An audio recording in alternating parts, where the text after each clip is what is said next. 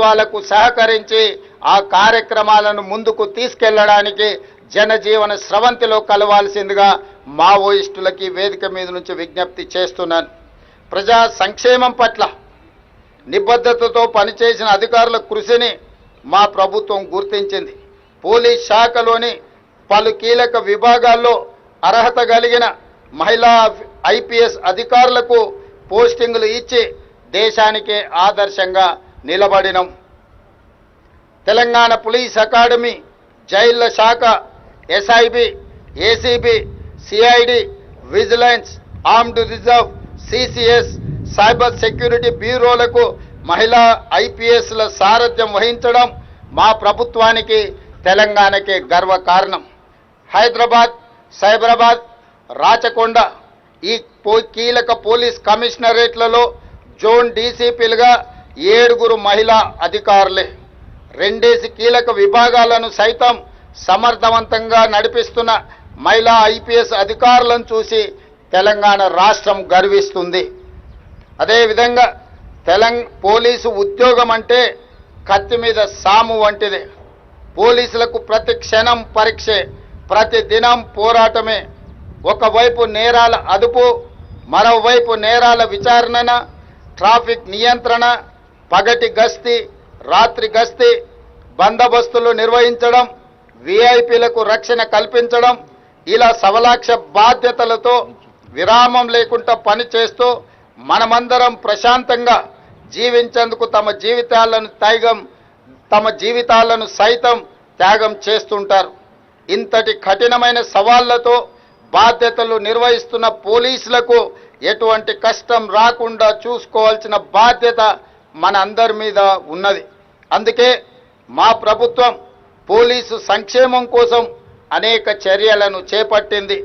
అందులో భాగంగానే మా ప్రభుత్వం అధికారంలోకి వచ్చిన తర్వాత 16,000 మంది కానిస్టేబుల్స్, ఎస్ఐలను రిక్రూట్ చేసింది. రాజకీయ జోక్యం లేకుండా పోలీసులు స్వేచ్ఛగా విధులు నిర్వర్తించే పరిస్థితులను కల్పించాం. మీకు కేటాయిస్తున్న పోస్టులు, ఇస్తున్న అవకాశాలకు ఎలాంటి పైరవిలకు కానీ రాజకీయ ఒత్తిడులకు అవకాశం లేకుండా మీ సమర్థత ప్రాతిపదికన, మీ అనుభవం ప్రాతిపదికన వివిధ హోదాలలో మిమ్మల్ని నియమిస్తూ మీరు పూర్తి స్వేచ్ఛగా పనిచేయడానికి తెలంగాణ రాష్ట్ర ప్రభుత్వం అండగా నిలబడుతుంది.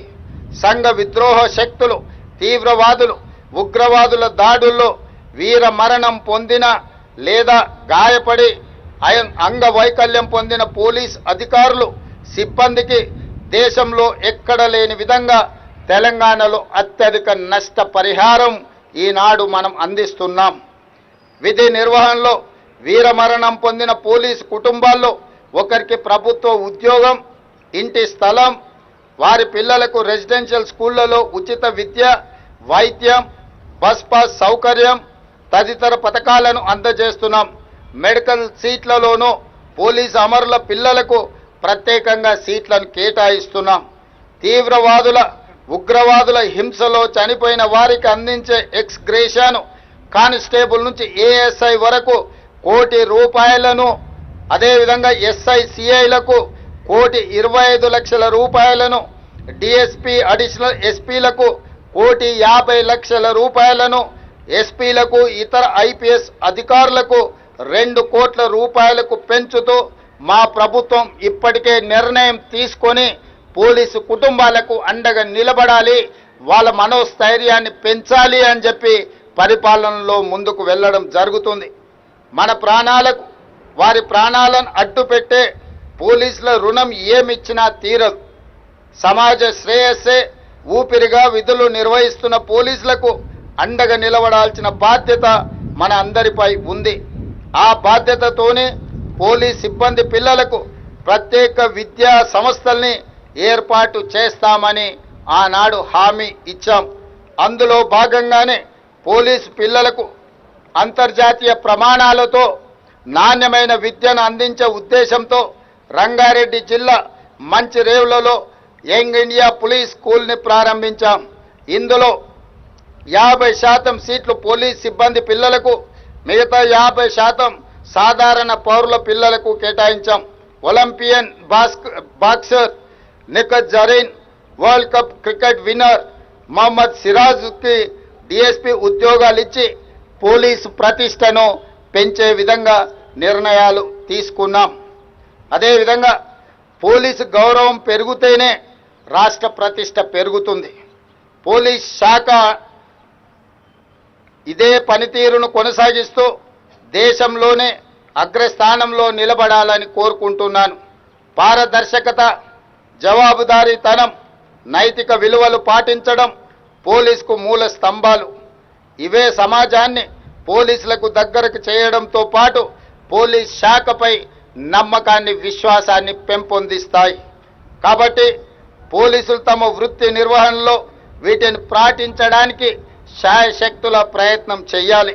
ప్రజల సమస్యల పరిష్కారం, నేరాల నిరోధం, పోలీస్ శాఖపై నమ్మకం పెంచేలా మీ బాధ్యతలు ఉండాలి. సమాజానికి దగ్గరగా ఉండే పోలీసింగ్ మోడల్ని అనుసరించాలి.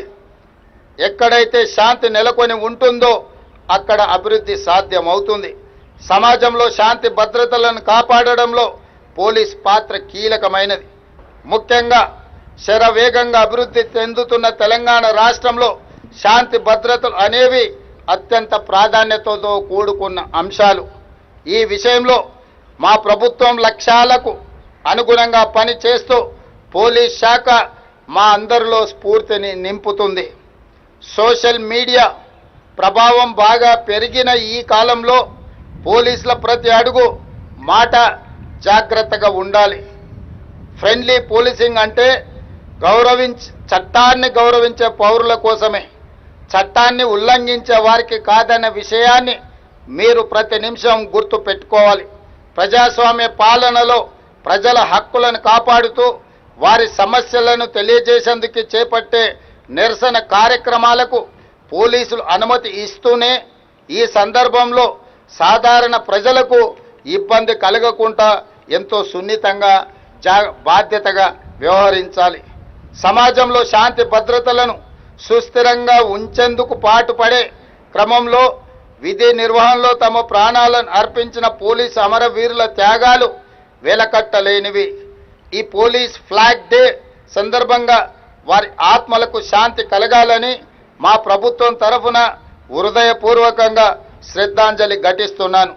అమరవీరుల కుటుంబాలకు, విధి నిర్వహణలో ప్రాణాలు అర్పించిన వాళ్లకు, విధి నిర్వహణలో నిరంతరం ప్రజా సంక్షేమం కోసం శాంతి భద్రతలను కాపాడడానికి, ఈ రాష్ట్ర ప్రతిష్ట పెంచడానికి ప్రయత్నం చేస్తున్న ప్రతి ఒక్క పోలీసును అభినందిస్తూనే ఈ విద్యుక్త ధర్మంలో ప్రాణాలు అర్పించిన అమరవీరుల కుటుంబాలకు మరొకసారి శ్రద్ధాంజలి ఘటిస్తూ ఈనాడు పోలీసు సేవలని రాష్ట్ర ప్రజలందరూ కూడా గౌరవించాల్సిన బాధ్యత ఉన్నది. అందుకే ఈరోజు తెలంగాణ రాష్ట్ర ప్రభుత్వం పోలీసులకు సంబంధించిన అన్ని సమస్యల్ని పరిష్కరించడమే కాకుండా ప్రజలకు అతి చేరువగా ప్రజల యొక్క సమస్యల్ని పరిష్కరించే విధంగా ఈనాడు పోలీసులను తీర్చిదిద్దుతున్నాము. అందుకు సహకరించిన పోలీసు సిబ్బందికి అందరికీ కూడా మనస్ఫూర్తిగా అభినందనలు తెలియజేస్తున్నాను.